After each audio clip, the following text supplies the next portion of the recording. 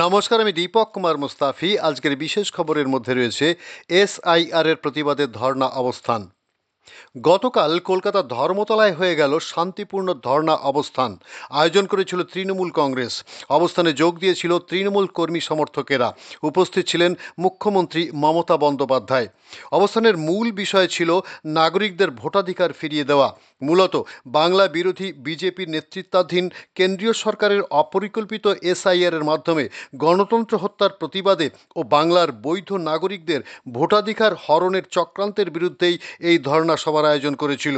সভায় যোগ দিয়েছিলেন দূর দূরান্ত থেকে আগত কর্মী সমর্থকেরা। রিপোর্ট ও ক্যামেরা দীপক মুস্তাফি ও গৌর ঘোষ। আমাদের সাথে সাথ দিয়েছিলেন জোড়াসহ সকলেই। আমার সেই দিন আমাদের তরফে অনেক অনেক অভিনন্দন। এখন আপনাদের সামনে বক্তব্য দিয়ে শুরু করবেন কল্যাণ ব্যানার্জি।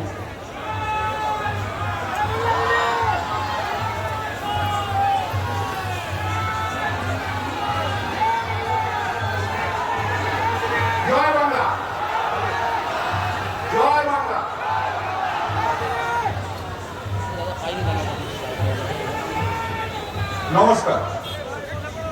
আজকে আমাদের শুধু আমাদের না, বাংলার সর্বস্তরে নেত্রী মমতা বন্দ্যোপাধ্যায় এর ধর্ণা শুরু হয়েছে। উপস্থিত আমাদের সবাইকার অতি প্রিয়, বাংলার ঘরে ঘরে যার নাম সে আমাদের মমতা বন্দ্যোপাধ্যায়। উপস্থিত আছে আমাদের সভাপতি শ্রী সুব্রত বক্সী। উপস্থিত আছেন সমস্ত সাংসদরা, বিধায়করা এবং পূর্ণেন্দুদা থেকে আরম্ভ করে কবির সুমনদা, জয় গোস্বামীদা, আরো সবাই রয়েছেন। আমি প্রত্যেকে এবং সর্বোপরি আপনারা যারা রয়েছেন তাদের আন্তরিকভাবে শুভেচ্ছা জানিয়ে আমি শুরু করছি।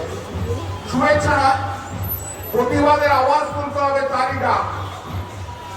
আজ প্রতিবাদের আওয়াজ চাই সর্বস্তরের কমিশন।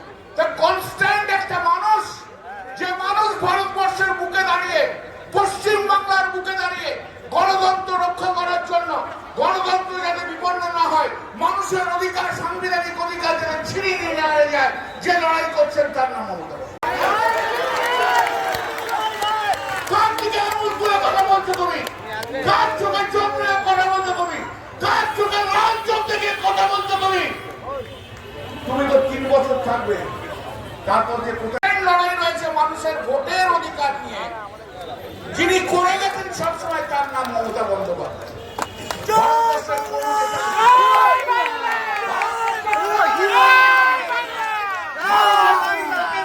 মানুষের কি অধিকার?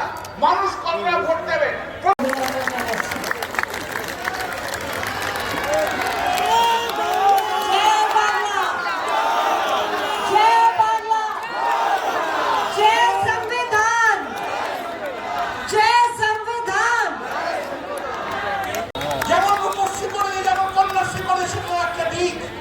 আরেকটা দিক হচ্ছে মানুষের অধিকার। সেই অধিকারটাকে ডায়মন্ডের মতো উপরে রেখে আজ মমতা বন্দ্যোপাধ্যায় 15 বছর চলছে। ধন্যবাদ আপনাদের। জয় হিন্দ, বন্দে মাতরম। মমতা, आप सब बैठे हैं, आपको नहीं लगता है कि सबको वोट करना है? तो हम ये लड़ रहे हैं कोर्ट में, हम उच्च न्यायालय में ये लड़ेंगे।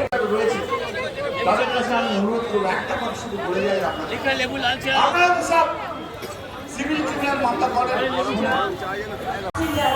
তাদের সকলকে আমি অনেক অভিনন্দন জানাচ্ছি। জয় গুরুচার কোমর ঠাকুর, কোমর ঠাকুর।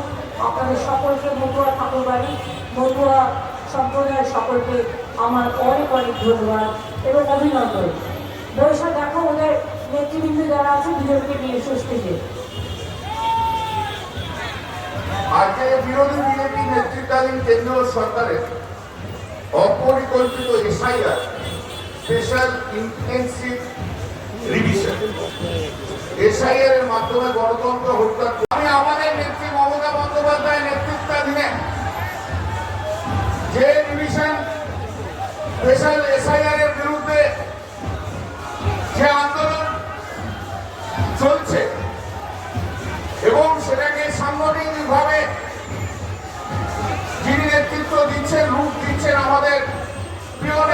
অভিষেক বন্দ্যোপাধ্যায়, অরূপ বিশ্বাসকে বলবো মধুরা সঙ্গে নেতৃবৃন্দের থেকে দুজনকে নিয়ে এসে স্টেজে তুলতে আর ওনাদের বসার ব্যবস্থা করে দেওয়া।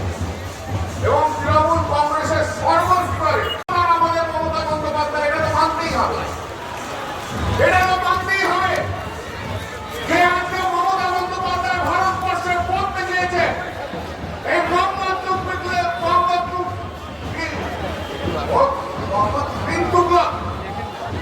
আর এই বিজেপি নরেন্দ্র মোদী অমিত শাহ ডিরেকশনে যিনি এজেন্ট হিসেবে কাজ করছেন, তার বিরুদ্ধে কিভাবে লড়াই করতে হয় ভারতবর্ষের মাটিতে যিনি প্রথম দেখেছেন তার নাম মমতা বন্দ্যোপাধ্যায়।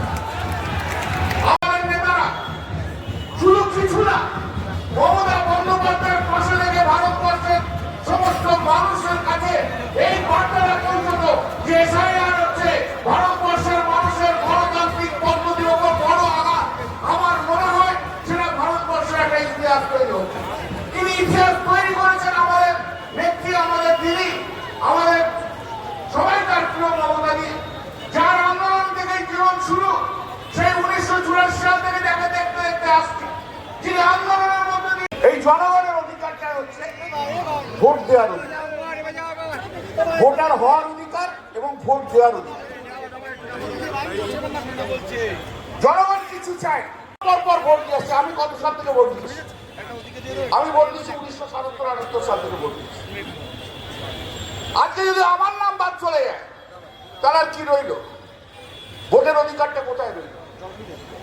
তাহলে এই ডেমোক্রেসি, এই 99 অনেক আগে থেকে, যবে থেকে সংসদ হয়েছে তারপর থেকে concern about the voters rights, এবং তারপর যে মমতাদি পার্লামেন্টে সেটা লড়াই করেছিলেন, পরবর্তীকালে সংবাদে এসেছিল মমতাদি লিখেছিল শুধু আইনের দিকগুলো আমি তুলে দিয়েছি, বাকিটা দিদির কথা দিদির মতো করে বলেছি। দিদি যে ভারতবর্ষের জুডিশিয়ারি আছে বলে গণতন্ত্র যতটুকু বেঁচে আছে ততটুকু বেঁচে আছে। জুডিশিয়ারি না থাকলে এই গণতন্ত্র কি হতো? ভারতবর্ষে